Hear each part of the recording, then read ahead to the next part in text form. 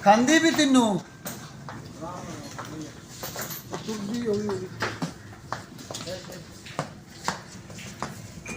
ਇਹ ਸਰ ਜੀ 5-6 ਦਿਨ ਹੋ ਗਏ ਦਰਦ ਵਾਸਤੇ ਯਾਸਰ ਨੇ ਟੀਕਾ ਦਿੱਤਾ ਤੇ ਇੱਥੇ ਲਾਇਆ। ਅੱਛਾ ਕੋਈ ਲੋਕਸਨ ਟੈਪ ਹੈਗਾ ਸੀ ਜਾਂ ਯਾਸਰ ਲੋਕਸਨ ਟਾਈਮ ਹੋਇਆ ਜਿਹੜਾ ਜਾਮ ਹੋਇਆ। ਇਹ ਲੋਕਸਨ ਨਹੀਂ ਫਿਨੈਲ ਬੂਟਾ ਤੋਂ ਤੱਕ ਟੀਕਾ ਜਾਮ ਹੁੰਦਾ ਹੈ ਉਹ ਵਾਇਲ ਚਾਚਾ ਕਿਹੜਾ ਟੀਕਾ ਲਾਇਆ ਸੀ? ਯਾਸਰ ਨੇ ਦਿੱਤਾ ਸੀ। ਨਹੀਂ ਕਿਉਂ ਉਹਨੂੰ ਪੁੱਛ ਲਈ ਯਾਸਰ ਉਹ ਗੋਡਾ ਤੋਂ ਲਗਾਉਂਦੀ ਸੀ ਤੇ ਉਹ ਦੱਸਿਆ ਸੀ ਤੇ ਉਹਨੇ ਦਿੱਤਾ। ਤਾਂ ਨਹੀਂ ਸੀ ਤੂੰ ਟੀਕਾ? ਜਿੱਦਾਂ ਦੁੱਧ ਰੰਗਾ ਟੀਕਾ ਨਹੀਂ ਪਾਣੀ ਰੰਗਾ ਸੀ ਵਾਇਲ ਹੀ ਵੇਖ ਲੈ ਯਾਰ। ਕੱਲ ਨਾ ਘੋੜੀ ਤਿੰਨ ਸੱਡੀ ਗਈ ਪਈ। ਮੈਂ ਕਹਿੰਦਾ ਇੱਧਰ ਦੇ ਪੱਟ ਵੀ ਸੁੱਜੇ ਉਹੀ ਗੱਲ ਕਰਨੀ ਉਹਦੇ ਨਾਲ ਮੈਂ ਉਹਨੂੰ ਬੁਲਾਇਆ ਪੁੱਤਰ ਮੈਂ ਕਿਹਾ ਬੇਟਾ ਇਹ ਕੱਲ ਨਾਲੋਂ ਤੂੰ ਬੋਤਲ ਲਾਈ ਹੈ ਤੇ ਗੁੱਸਾ ਕਰਕੇ ਤੇ ਇਹ ਬਜਾਏ ਘਟਣ ਦੇ ਤੇ ਵੱਧ ਗਿਆ ਕੰਮ। ਬੋਤਲ ਦੀ ਜ਼ਰੂਰਤ ਕੋਈ ਨਹੀਂ ਸੀ ਤੇ ਫੀਸ ਦੇਣੀ ਸੀ ਤੇ ਤੂੰ ਠੰਡਕ ਦੇ ਦਿੱਤੀ। ਉਹਨੇ ਕਿਹਾ ਜੀ ਤੁਹਾਨੂੰ ਕੀ ਪਤਾ ਜੀ ਇਹ ਜੀ ਉਹ ਜੀ ਫਲਾਣ ਹੈ ਜੀ ਠੀਕ ਹੈ।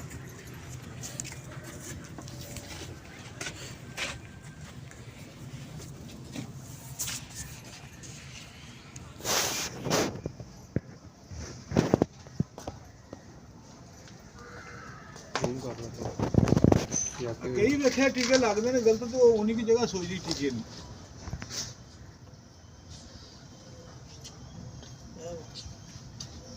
ਕਰ ਲਿਆ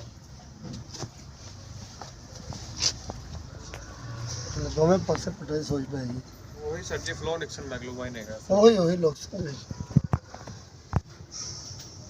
ਇਹ ਕੱਲ ਦੀ ਜੇ ਲਾਈ ਪੇਪਰ ਲੱਗੀ ਨਾੜ ਜੀ ਪਰ ਉਹਦੇ ਨਾਲ ਸੂਜੀ ਕੱਲ ਘੋੜੀ ਨੂੰ ਸੋਚ ਕੋਈ ਨਹੀਂ ਸੀ।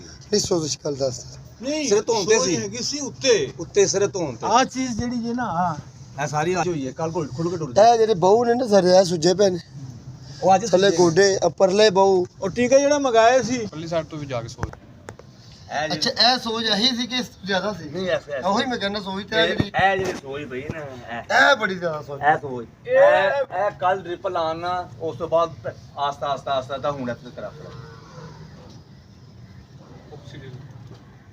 ਇਹ ਮੰਗਵਾਏ ਸਨ ਟੀਕੇ ਮੌਸਮ ਨੇ ਤੁਹਾਨੂੰ ਫੋਨ ਕਰ ਦਿੱਤਾ। ਆਵਾ ਪੰਜ ਟੀਕੇ ਮੈਨੂੰ ਕਿਹਾ ਸੀ ਨਾੜ ਚ ਲੱਗਣੇ ਬੋਤਲ ਦੇ ਪਾਟ ਨਮਸਕਾਰ ਅਗਰ ਦੇਖੋ ਕੋਈ ਮਸਲ ਤਾਂ ਹੀ ਇਸਤੇਮਾਲ ਕਰੀ ਭਲਾਈ ਕੋ ਟੀਕੇ ਟੂਕੇ ਪਾ ਕੇ ਲਾਤੇ ਨਾ ਲਾਲ ਟੀਕੇ ਪਾਏ ਦੋ ਮੈਥ ਕੇ ਬਾਦਲੇ ਪਾਏ ਹੁਣ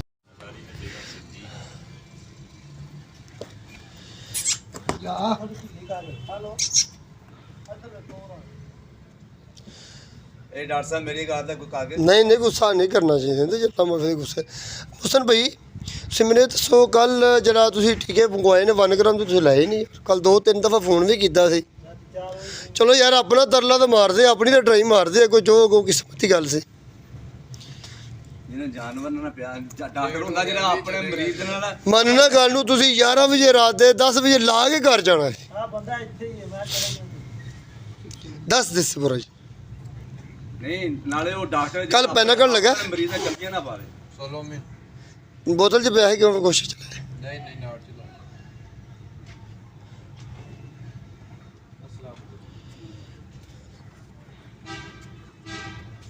ਨੇ ਇਹ ਔਰ ਸੋਚ ਸਰ- ਕੋਈ ਚੁੱਕੀ ਜਾਏ ਤੇ ਫਿਰ ਘੋੜੀ ਕਾਮਯਾਬ ਹੁੰਦੀ ਹੈ ਜੇ ਸੋਚ ਨਾ ਚੁੱਕੀ ਗਈ ਤੇ ਫਿਰ ਕੁਝ ਨਹੀਂ। ਘੋੜੀ ਖਤਰੇ 'ਚ ਹੈ ਬਿਲਕੁਲ ਸਹੀ ਹੈ। ਜੇ ਸੋਚ ਕੱਲ ਸਵੇਰ ਦੀ ਰਹੀ ਤੇ ਘੋੜੀ ਨਹੀਂ ਉੱਠੇਗੀ। ਇਹ ਸੋਚ ਘੰਟੇ 2 ਘੰਟੇ ਬਾਅਦ ਲੱਥਣੀ ਚਾਹੀਦੀ ਭਾਈ। ਸਾਜੇ ਉਹਨਾਂ ਸੋਚਦਾ ਟੀਕਾ ਨਹੀਂ ਜਿਹੜਾ ਪੈਨਾਕਾਰਡ ਜਿਹੜਾ ਅਕਸਰ ਤੇ ਘੋੜੀਆਂ ਨੂੰ ਆਪਾਂ ਬਹਾਨੇ ਦੀ ਸੋਚ ਤੇ ਉਹ ਮੱਝਾਂ ਨੂੰ ਲਾਈਦਾ ਥਾਣੇ ਦੀ ਸੋਚ ਤੇ ਲਾਈਦਾ ਉਹ ਲਾਇਆ ਹੋਵੇ ਤੇ 2 ਘੰਟੇ ਸੋਚ ਉੱਡ ਜਾਂਦੀ ਉਹ ਟੀਕਾ ਨਾੜ ਚਲਾਣ ਦੇ ਉਦੋਂ ਸਕਾਏ ਦੀ ਸੋਚ ਲਾ ਦੇਣੀ। ਦੁੱਧ ਕੋਈ ਨਹੀਂ ਇਹਦਾ ਕਿਹੜਾ ਦੁੱਧ ਦਾ ਕੋਈ ਰੌਲਾ ਮਗਰ ਮਕਸਦ ਹੈਗਾ ਕਿ ਉਹਦੀ ਮਜਬੂਰੀ ਬਣ ਗਈ ਇਹ ਟੀਕਾ ਲਾਉਣਾ ਮਜਬੂਰੀ ਬਣ ਗਈ। ਉਹ 20 ਸੀ ਲਾਇਆ ਕਿ 10 ਸੀ ਲਾਇਆ? 10 ਸੀ ਉਹਦੀ ਡੋਜ਼ ਹੀ 10 ਸੀ ਕਿਉਂਕਿ ਮਕਸਦ ਇਹ ਚੀਜ਼ ਦਾ ਇਹ ਕੰਮ ਉਹਨਾਂ ਬੜਾ ਨਾ ਜਿੰਮਾ ਚ ਭਾਰੀ ਹੋਵੇ ਇਹ ਨਾ ਭਾਈ ਜੀ ਨਾ ਘੋੜੀ ਨੂੰ ਸਭ ਤੋਂ ਵੱਡਾ ਚੀਜ਼ ਮੇਨ ਮਿੱਠਾ ਤੇਲ ਲਿਆਓ ਲੌਂਗ ਦਾਰਚੀਨੀ ਯਕਰਗਰਾ ਬੇਰ ਬੂਟੀ ਤੇ ਕੁਚਲਾ ਪਾ ਕੇ ਸਾੜ ਕੇ ਤੇ ਉਹਦੀ ਮਾਲਿਸ਼ ਕਰੀ ਤੇ ਨਾਲ ਇੱਕ ਹੋਰ ਕੰਮ ਕਰੀਏ ਕਿ ਅੱਗ ਦੀ ਸੇਕ ਦੇਈਏ ਅੱਗ ਦੀ ਸੇਕ ਦੇਣ ਤੋਂ ਮੁਰਾਦ ਹੈ ਕਿਸੇ ਦਾਬੜੇ ਛਾਪੜੇ ਦੇ ਵਿੱਚ ਅੱਗ ਬਾਲ ਕੇ ਉਹਨੂੰ ਕਿਸੇ ਸੰਨੀ ਨਾਲ ਜਾਂ ਪਲਾਸ ਦੇ ਨਾਲ ਫੜ ਕੇ ਤੇ ਦੂਰ ਖਲੋ ਕੇ ਸੇਕ ਦੇਈਏ ਜੈਨ ਤੇ ਇਹ ਦੇਣਾ ਇੱਥੇ ਲੱਤਾਂ ਲੁੱਤਾਂ ਦੇ ਪਰਾਂ ਪੁਰਾਂ ਦੇ। ਡਾਕਟਰ ਸਾਹਿਬ ਜੇ ਇਹਨੂੰ ਨਿੰਮ ਪਾ ਕੇ ਉਹ ਲੂਣ ਪਾ ਉਹ ਤੇ ਕੇ, ਬੜੀ ਗੱਲ ਹੈ ਜੀ ਹੁਣ ਕੇ ਵਿੱਚ ਮਿੱਠਾ ਤੇਲ ਪਾ ਕੇ ਤੋੜੀਏ ਨਾਲ ਸਾਈਡ ਟਕੋਰ ਕੀਤੀ ਜਾਏ ਉਹ ਵੀ ਠੀਕ ਹੈ गल तो हैगी कोड यानी कि साड़ ही पाना, साड़ खत्म करना आप, ਉਹ ਸਭ ਨਾਲ ਬਿਹਤਰ ਹੈ। ठीक है ਦੂਸਰੇ वो भी सही। ਨਾਲ ਲੱਭਣੀਆਂ ਇਹਨਾਂ ਨੂੰ ਛੇਤੀ और वो बनाने लगा टाइम लगना है। ਬਣਾਉਣ ਦਾ ਟਾਈਮ ਲੱਗਣਾ ਹੈ। निम्म का पत्ते पुत्ते तो लभ जाएंगे। ਸਾਰਾ ਕੁਝ ਲੱਭ ਜਾਂਦਾ ਹੈ।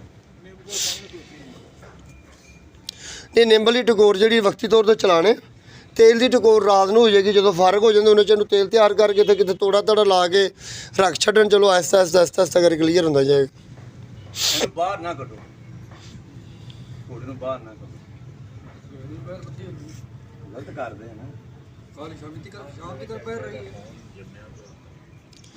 ਬੰਦੇ ਦਾ ਖੂਨ ਜੰਮਦਾ ਪੀਣੇ,